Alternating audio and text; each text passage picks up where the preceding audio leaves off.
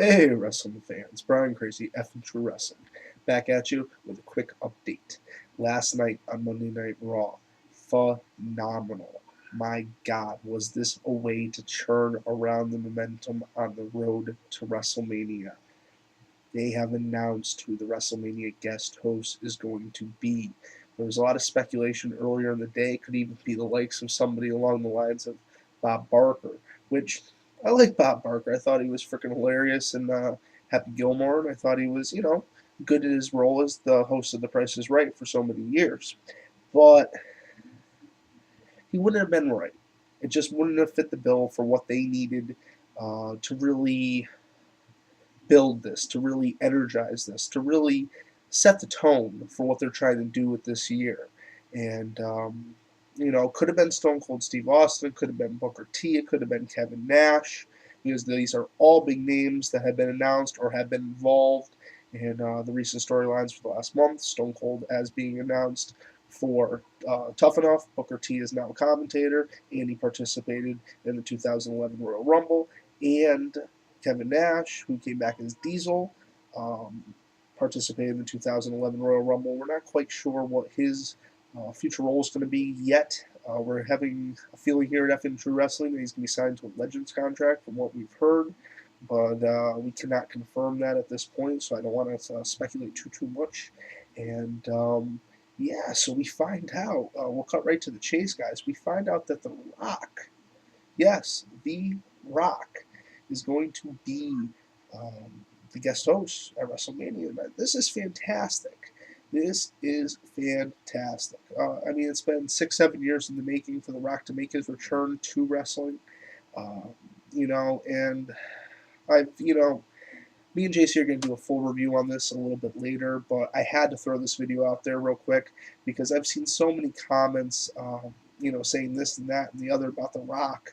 No current stars got shit on The Rock. They don't got anything on his mic skills. They don't got anything on his wrestling ability. There's a third generation Samoan athlete who is fantastic at what he does, and that was his first love, wrestling. He became very, very good, and yeah, he branched out into Hollywood. But he is back home where he belongs in the WWE. He's one of the most loyal uh, athletes going, and at the end of the day, this is awesome.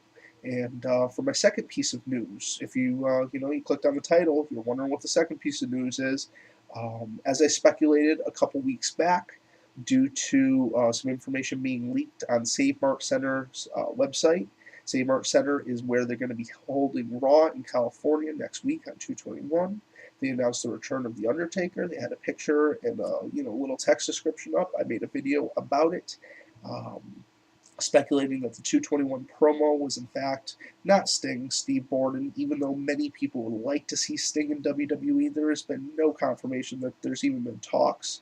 The New York Daily News, I believe, kind of leaked the story out without any confirmation. No other credible news source has backed that up. And I would like to see Sting as much as the next guy, but he loves TNA. He loves TNA. He's very loyal to them. So I think that's fine. And, it might be right for some guys. I don't think it's quite right for Sting. So we do see Undertaker in the 2/21 promo for a couple seconds last night. Big. I, had the feeling all along, all the information I've gotten, and plus Save Mark Center's, little bit there kind of just blew it. And also, last week, no grave can hold him, or something along those lines. I don't remember the exact verbiage used.